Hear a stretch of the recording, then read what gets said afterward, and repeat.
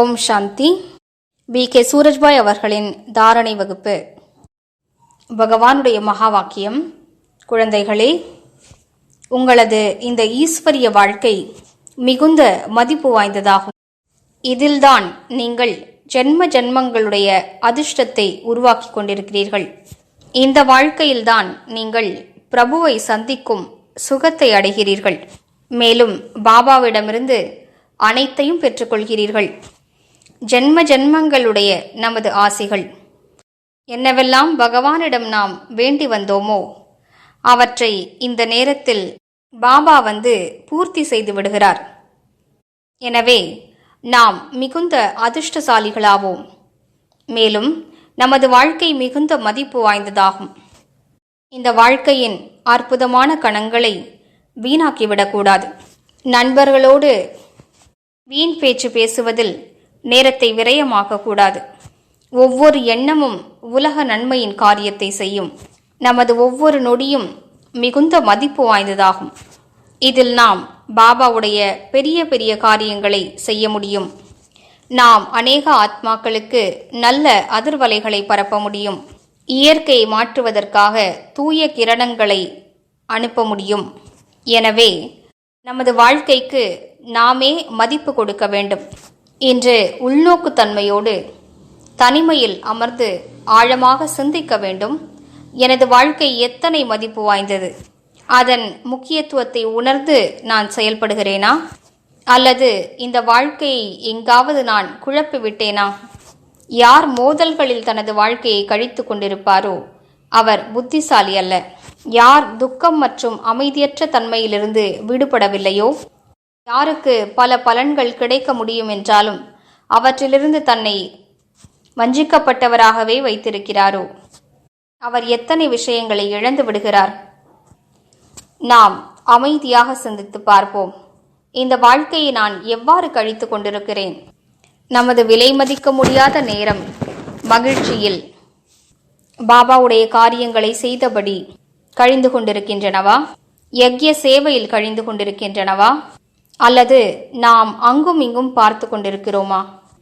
வெளி உலக விஷயங்களின் பின்னால் ஓடிக்கொண்டிருக்கிறோமா? பிறரோடு போட்டியிட்டு கொண்டிருக்கிறோமா?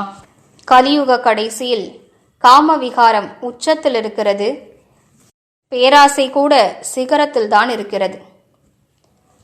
அதிகப்படியான ஆசைகள் கூட மனிதரை அடிப்படை தேவைகள் என்ற ரூபத்தில் தாக்குகின்றன. நமது இன்ன உறவினர் மிக உயர்ந்த பதவியை அடைந்து விட்டார்.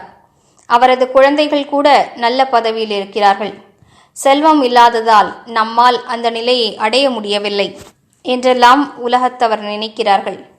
ஆனால் உண்மை என்னவென்றால் செல்வத்தின் குறைபாடல்ல, நல்ல மனநிலையின் குறைபாடு. அதனால்தான் அவர்களால் உயர்ந்த நிலையை அடைய முடியவில்லை. அநேக செல்வந்தரின் குழந்தைகள் கூட முற்றிலும் தவறான பாதையில் சென்று கொண்டிருக்கிறார்கள், தோல்வி அடைந்து கொண்டிருக்கிறார்கள். ஏனென்றால் அவர்கள் தனது மனநிலையை நேர்மறையாக வைத்துக் கொள்ளவில்லை, நல்லதாக வைத்துக் கொள்ளவில்லை. எனவே இந்த உலகத்தவருடைய போட்டி பொறாமையின் விஷயங்களிலிருந்து நாம் தன்னைத்தான் வெளியேற்றிக் கொள்வோம். ஒரு ஆரோக்கியமான போட்டியிடுவோம். அநேக பிராமண ஆத்மாக்கள் பகவானிடமிருந்து அனைத்தையும் பெற்றுக்கொண்டிருக்கிறார்கள். நாம் அவர்களோடு போட்டியிடுவோம். அவர்களை விட அதிகமாக பாபாவிடமிருந்து பெற்றுக்கொள்வதற்கு திட்டமிடுவோம். எனவே இன்று இதை பற்றிய சுய சிந்தனையில் ஈடுபடுவோம். நான் மிக உயர்ந்தவனாவேன். எனது வாழ்க்கை மிகுந்த மதிப்பு வாய்ந்ததாகும். இதன் ஒவ்வொரு நொடியும் ஒவ்வொரு எண்ணமும் மிகுந்த மதிப்பு வாய்ந்ததாகும். இதனை பயன்படுத்தி பெரிய பெரிய காரியங்களை நான் செய்தாக வேண்டும். 84 பிறவிகளில் ஒருபோதும் செய்ய முடியாத காரியங்களை இந்த பிறவியில் நான் செய்தாக வேண்டும். யாருமே அதனை செய்ய முடியாது. நம்மால் கூட வேறு எப்போதும் செய்ய முடியாது. எனவே நமது தினச்சரியத்தில் கவனம் கொடுப்போம். அடிக்கடி ஈஸ்வரிய மகா வாக்கியங்களை கேட்டு அவற்றின் சிந்தனையிலேயே மூழ்கியிருப்பதற்கான அனுபவம் செய்வோம். முழு நாளிலுமிருந்து குறைந்ததிலும் குறைந்தது 3 முறைகள் நன்றாக யோக பயிற்சி செய்வதற்காக நேரத்தை ஒதுக்குவோம். அப்போது இந்த வாழ்க்கையை வாழ்வதற்கான ஆனந்தம் கிடைக்கும்.